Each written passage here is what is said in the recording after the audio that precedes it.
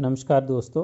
आज मैं आपको डॉक्टर भीमराव अंबेडकर के बारे में, उनकी जीवनी के बारे में बताना चाहता हूं और ये मैं स्टार्ट करने जा रहा हूं। बाबा साहेब डॉक्टर अंबेडकर संक्षिप्त जीवनी। पहले इनके जन्म के बारे में बात करेंगे। सूबेदार रामजी राव एक बहादुर, चुस्त दुरुस्त, उदार व्यक्ति थे। राम जी अंग्रेजी सेना में रिक्रूट सिपाही के पद पर भर्ती हुए और बाद में अपनी मेहनत और लगन के बल पर उन्नति करते हुए सूबेदार मेजर के पद पर पहुंचे। रामजी राव महाराष्ट्र के रत्नागिरी जिले के अंबाबड़े नामक छोटे से गांव में रहने वाले थे। 1891 में रामजी मध्य प्रदेश के इंदौर जिले की सैनिक छावनी महू में तैनात थे। वहीं पर 14 अप्रैल 1891 को बालक भीम का जन्म माता भीमाबाई की कोख से हुआ। 25 वर्ष की सेवा के पश्चात 1894 में सूबेदार रामजी राव सेवा से रिटायर्ड होकर सपरिवार बम्बई में आकर रहने लगे। बालक भीम लगभग 5 वर्ष के थे तभी बीमारी के कारण माता भीमाबाई, जो उनकी माता थी, का देहांत हो गया। अल्प आयु में ही बालक भीम को माता के प्यार दुलार से वंचित होना पड़ा। स्कूल में दाखिला। बालक भीम 5 वर्ष के हुए तो पिता सूबेदार राम जी उन्हें एक ब्राह्मण प्रिंसिपल के स्कूल में लेकर गए।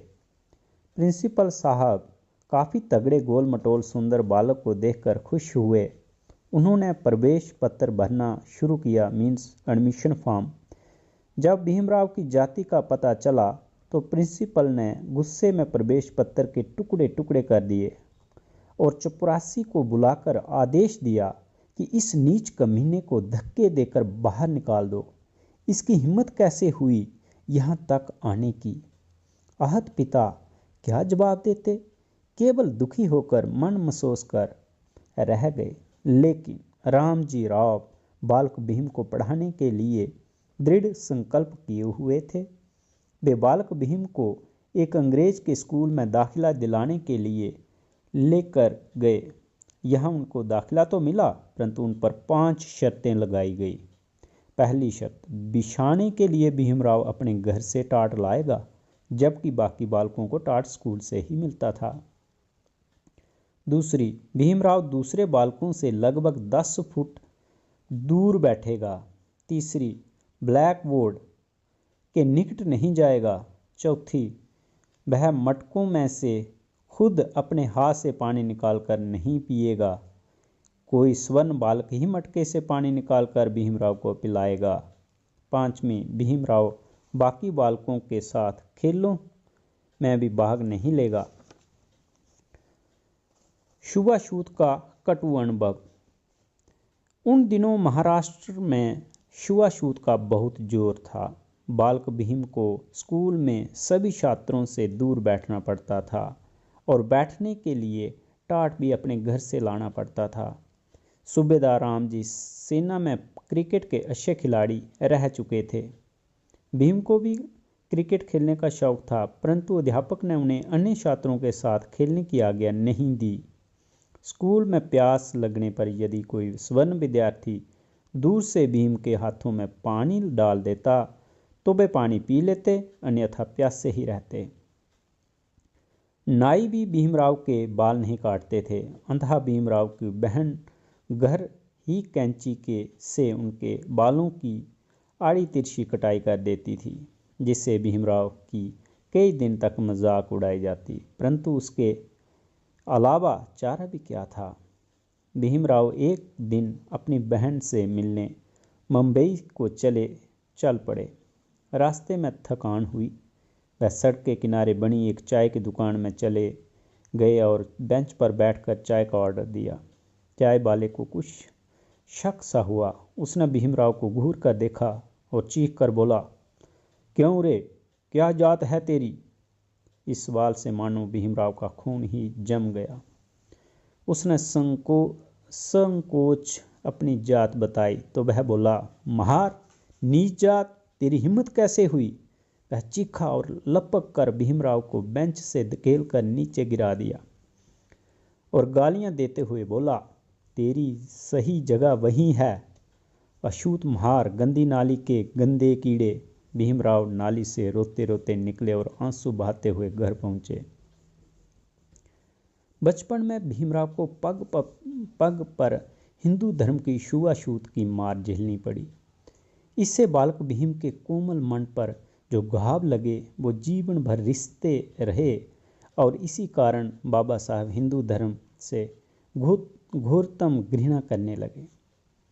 उन्होंने घोषणा की, मैं हिंदू धर्म में पैदा हुआ, ये मेरे बस की बात नहीं थी, परंतु मैं हिंदू धर्म में मरूंगा नहीं, ये मेरे बस की बात है, क्योंकि यही वह धर्म है जो आदमी आदमी में असमानता का भाव पैदा करता है।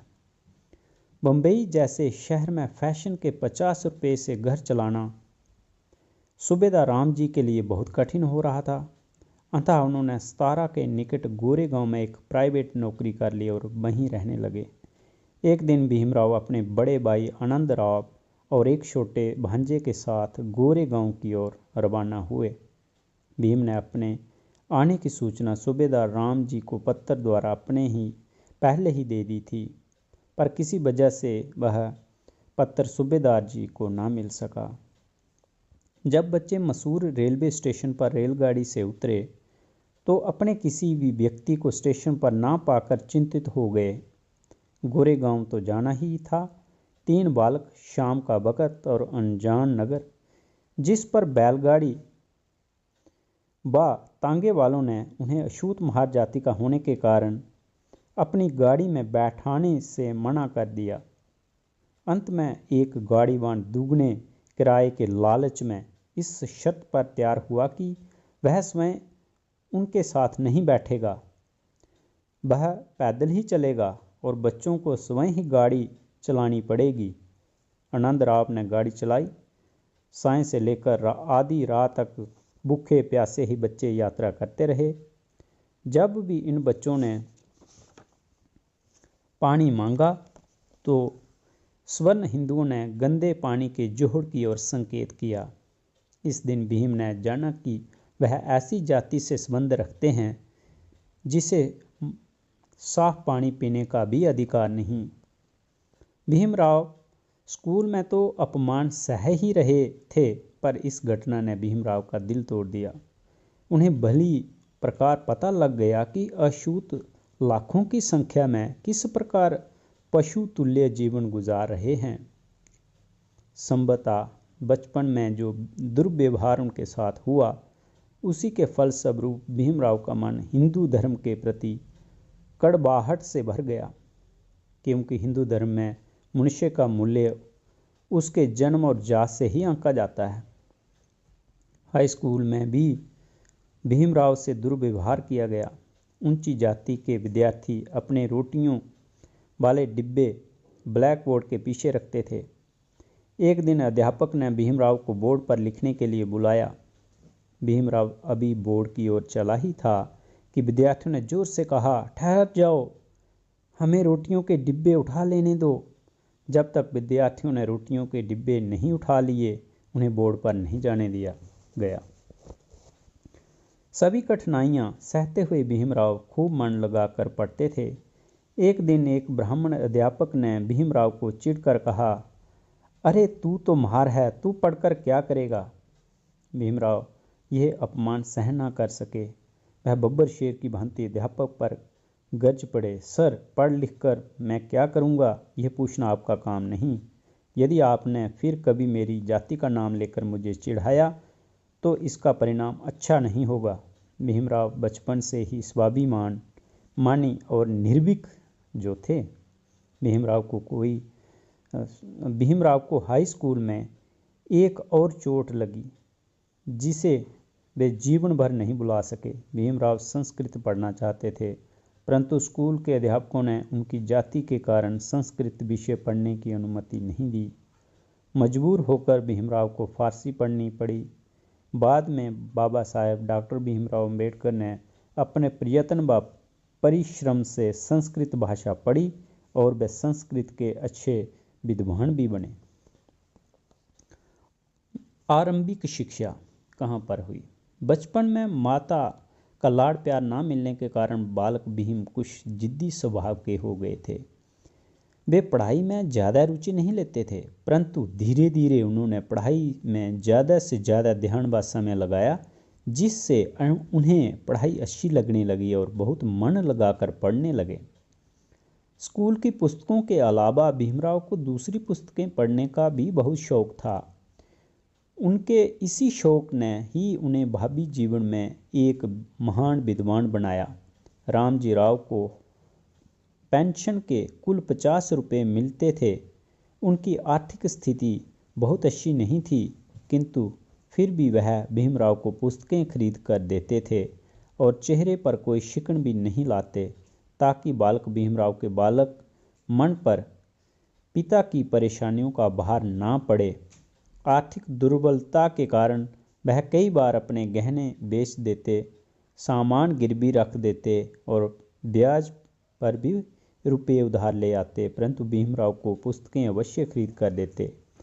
कई बार सूबेदार राम जी को अपनी बेटियों से भी कर्ज लेना पड़ा और उनके जेवर तक भी बेचने पड़े। भीमराव की प्रारंभिक शिक्षा अभाव व निर्धनता में हुई। सूबेदार परिवार सहित परेल बम्बई की मजदूर बस्ती की एक पुरानी चाल मीन्स घर में रहते थे। उनके पास एक ही कमरा था। इसी एक कमरे में घर का सारा सामान आदि रखा होता था। वही कमरा रसोई घर के रूप में भी प्रयोग किया जाता था और गुसलखाने के रूप में भी। भीमराव इसी कमरे में सोते और पढ़ते थे। प्रायः इस कमरे में सांस घुटता रहता था। रामजी राव भीमराव की पढ़ाई लिखाई का बहुत ध्यान रखते थे। असल में उन्होंने भीमराव को एक महान विद्वान बनाने की ठान रखी थी। इस मिशन की पूर्ति के लिए वे हर एक मुश्किल सहन करते और प्रत्येक त्याग किया।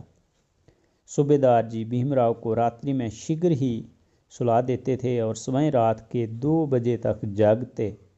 2 बजे वे भीमराव को जगा देते और खुद सो जाते।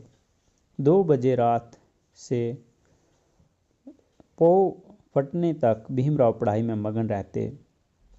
1907 में एक अछूत का मैट्रिक पास कर लेना कोई मामूली बात नहीं थी।